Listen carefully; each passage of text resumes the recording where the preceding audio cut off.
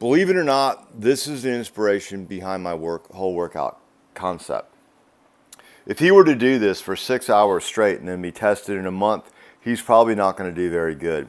But if he does it for 10 minutes every day for a month, by the end of it, he would have mastered this skill pretty good. Looks easy, but it's actually not. But repetition, it is the mother of learning, the father of action, the architect of accomplishment. Thank you, Austin. All right, so let's come on over here and take a look at sort of a workout concept here. Dry land. Here's why I think it's important. All of this is standardized right here. In dry land, I believe we should have a standardized warm-up. Arm swings, stretches, twists, things like that. This should be standardized. Some because you can say, all right, guys, warm up, and they immediately hop to it. But also, when it comes time to a meet, the team is a product. It's not just a team, it's a product, and there's going to be people who watch. So if we say, Opelika swimmers unite, and all of a sudden they take their position and they start to do arm swings, the people in the stands watching cannot help but be impressed. Now within that workout, we should have obviously leg day, ab and core, endurance, things like that. I think every day we need to hit on these particular things, but there's concentrations each day on it. Like Monday is leg day. We concentrate on that, but we can still be hitting ab and core. And honestly, every day we could also be building the endurance.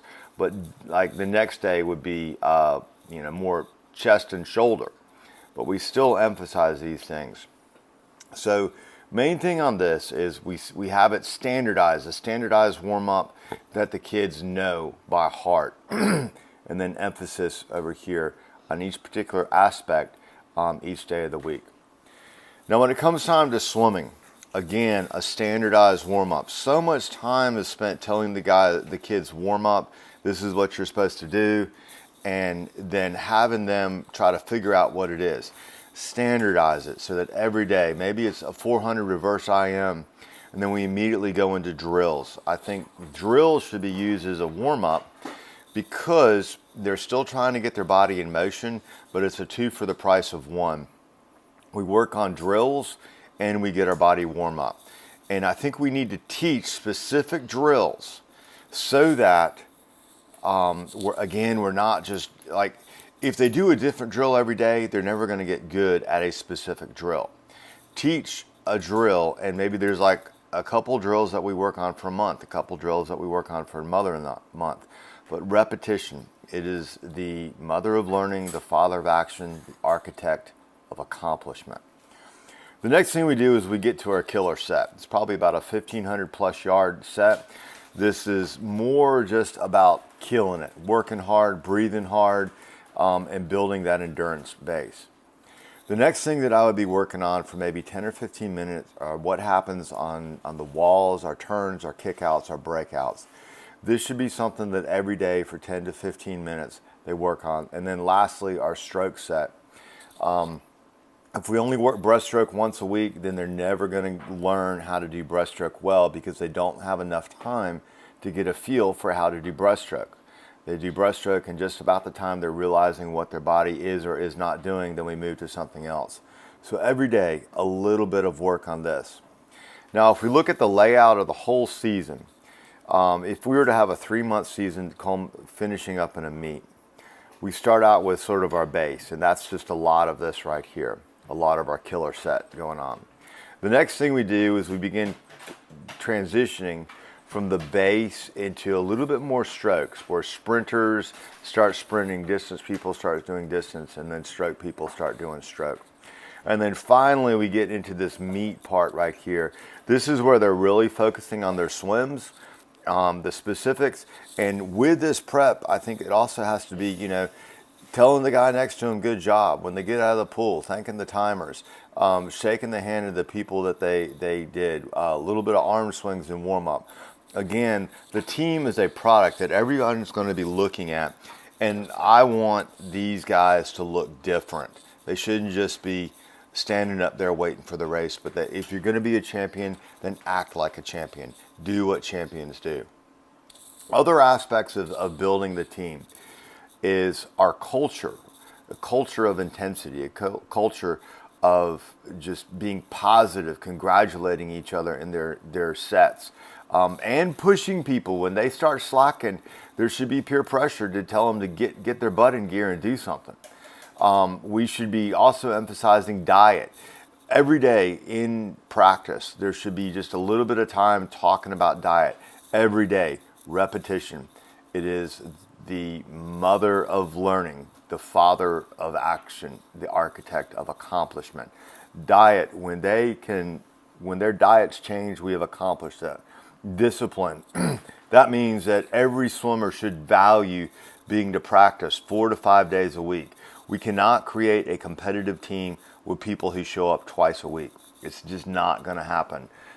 We should have daily lessons. In other words, emphasizing, I don't know, the importance of being at practice, the importance of coming to practice ready to train and being focused. We should have affirmations, which goes back to some of these things.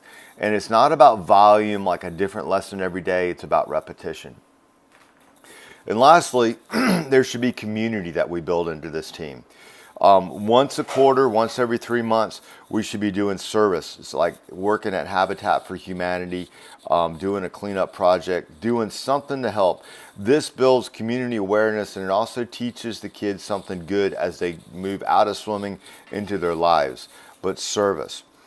Once a month, a team dinner, just to get together. This is where we educate parents. In other words, the discipline of getting kids there, helping their kids eat nutrition, supporting their kids. When the kids don't want to go to practice, they're saying, hey guys, you've committed to this, let's go.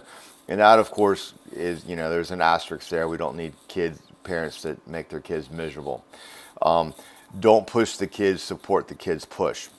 Then we need a listening session. What kind of questions can we answer the parents? And instead of having the parents up in the stands complaining, grumbling, give them an opportunity to highlight their concerns and talk to the coach.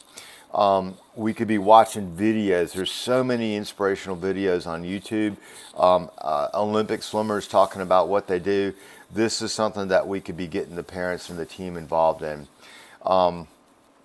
When we go to meets, let's try to be event planners. In other words, if we have 4 kids going to a meet, then let's try to plan it to where there's a block at a hotel that there's 4 rooms together. When we go to that meet, that we have dinner and breakfast together. We should create an atmosphere of the Opelika swimming family, not just some random, hey, we show up and we practice. But we're creating a family, we're creating a community that shapes disciplines and values that they will take into their lives far beyond just Opelika swimming. So this is sort of the structure that I would build this team on. This is what we probably need to talk about most. But I think if we have this as a standard throughout practice, and then we build the individual workouts built on this template, that's my repetition. And then going back, I'm going to wrap this up right here. It's Sunday and he's doing homework. I'm going to wrap it up with this thing right here. It is so important. Can I do this? Because I haven't practiced in a long time. It is so important that daily, I haven't done this in a long time, so I'm not good at it, but daily, there's the same things that we practice so that at the end of a month that we have been the architect of accomplishment.